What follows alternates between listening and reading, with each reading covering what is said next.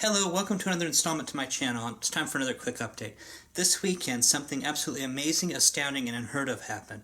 Guardians of the Galaxy, Marvel's newest film, took the top spot this summer and became the year's highest-grossing film. It was absurd and astounding because up to about a year ago, nobody had even heard of these characters, really. I mean, they've been around for a while, but, I mean, it slowly climbed up there. It actually had a wild ride in the box office. It was #1 its first weekend, then the next 2 weekends it was Turtles, and then finally it was able to take its spot back for the next 2 weekends after that, so it's been out about, 5 weeks, and it's back at #1. And that doesn't happen in the movie theaters. Movies usually, you lose your #1 spot, it's gone. You don't get it back. I mean, Disney's Frozen did it, I think, but that's why this was astounding, and now it dethroned Transformers Age of Extinction.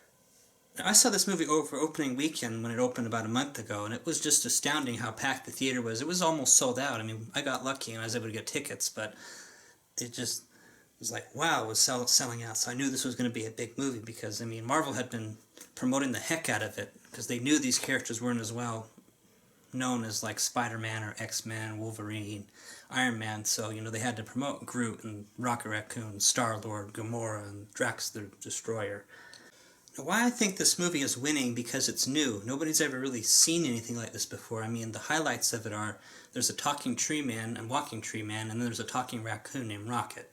And that's what's weird about this. I mean, and then the humor hits home really good. I mean, like Spider-Man 2 this year, I mean, it had tried it, that's humor, but it didn't really work. I mean, this has really genuine humor, funny moments, like there's a scene in there where they're in a prison trying to escape, and then the Rocket Raccoon wants the main character, Star-Lord, to steal him some guy's prosthetic leg, and he asks him once they get it, what's this for?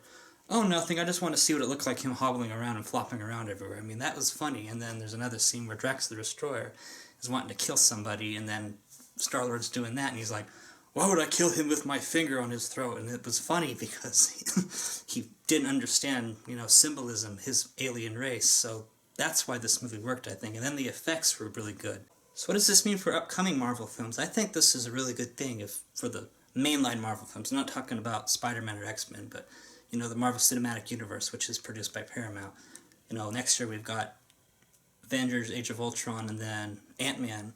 And if these numbers boast well, I think, well, of course, Avengers, you know, is going to be a huge blowout. It's going to make tons of money. Ant-Man, it may help them, because Ant-Man is another more lesser-known Marvel character, so it might help that movie make money if they promote it right, like they did with Guardians.